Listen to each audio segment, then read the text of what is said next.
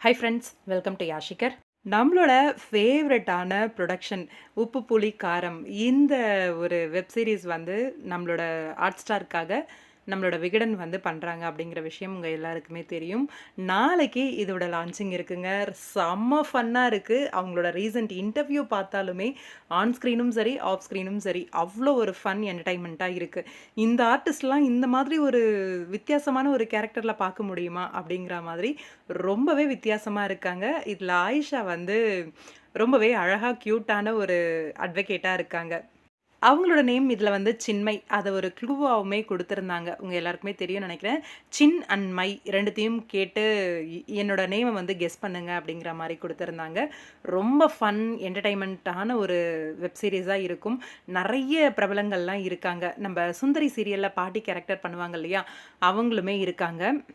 வரலக்ஷ்மி அவங்களோட நேம். வரலக்ஷ்மி அம்மாவும் இருக்காங்க. அதே மாரி அகிலா.